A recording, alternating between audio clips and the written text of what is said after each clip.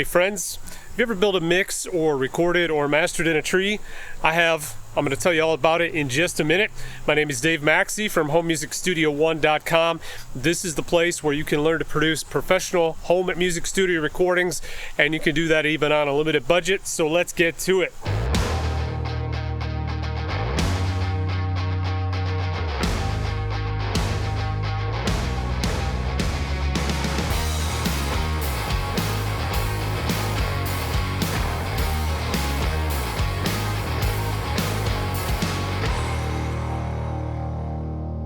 All right, hey friends, Dave here. Welcome back to the channel. You know, it has actually been a minute. It has been a while since I've been able to make some content for you guys, and I thought I would give you an update. Lots of things have changed. It's been so long actually since I've made a video that my hair is now gray, believe it or not. It used to be red, but I have still been doing mixes, still been doing some masters, still been recording and songwriting. I've actually changed some space though. I've moved around several times, and so I wanted to give you guys an update of the space behind me, and it's here up in a tree.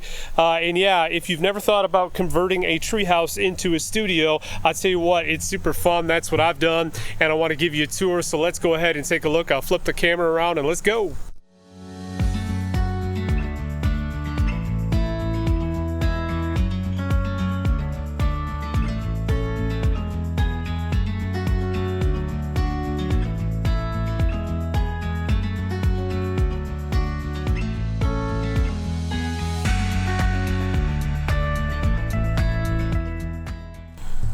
All right, so before we step inside, let me just give you a little bit of background of how this place came to be. About a year and a half ago, summer of 2020, you all know what was happening during that time.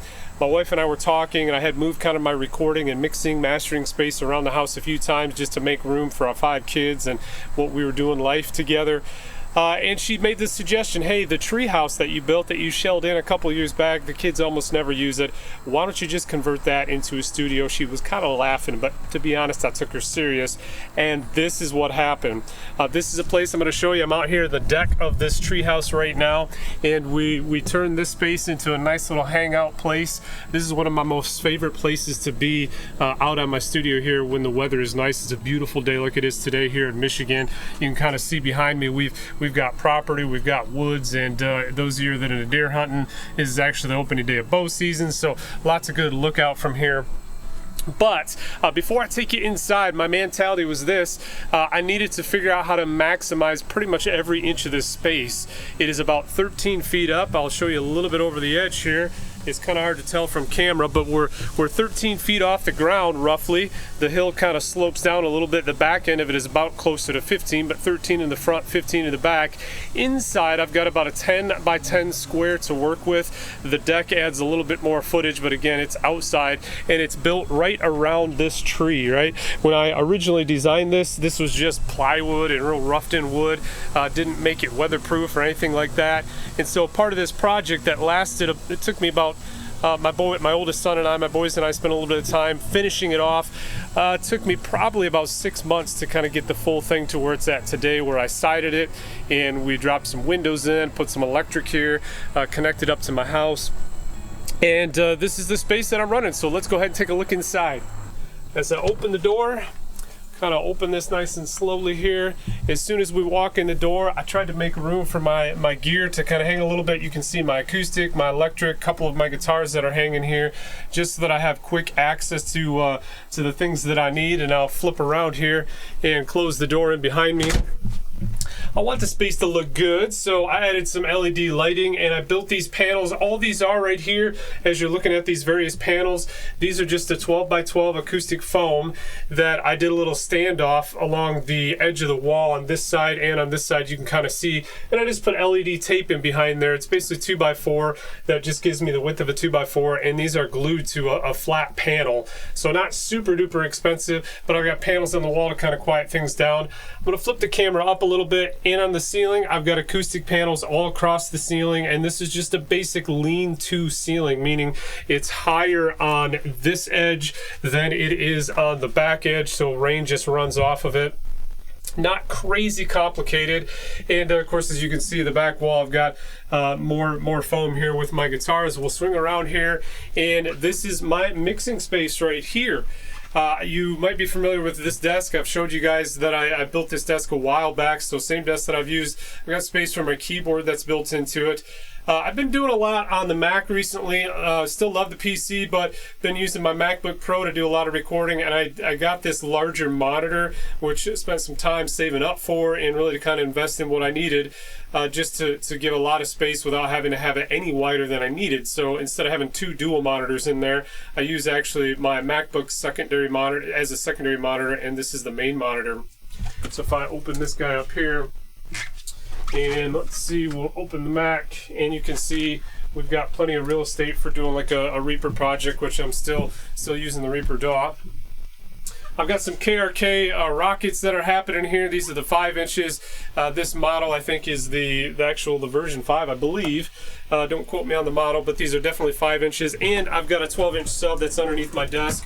So plenty of power for this space. Again, it's not super huge, but this is working out really well. In the room here, I've got a couple of windows if I just want to see what's happening outside and kind of get some fresh air. Right now I've got things shut off because I'm doing a little bit of recording, trying to control the lighting. I got a window in behind me.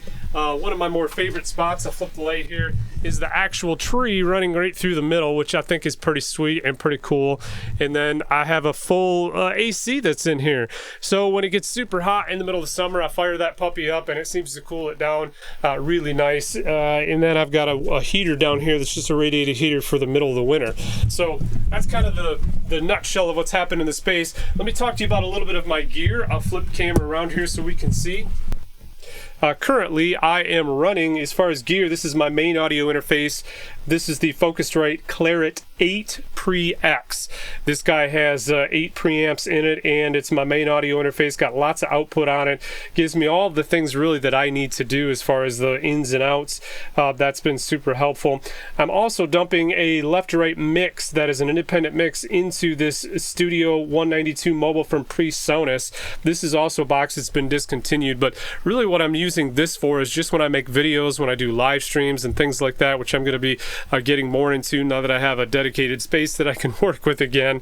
This just allows me to take a signal out of the Focusrite, dump it into the Studio 192, and then that's what I actually use to record the audio or stream live with. And so that way, when you guys are hearing video and you're seeing the live streams, you're actually hearing the audio direct out of Reaper through my Focusrite. It just goes through that PreSonus and a stereo signal, and that makes it to where it doesn't matter if I'm using a laptop PC or a laptop Mac.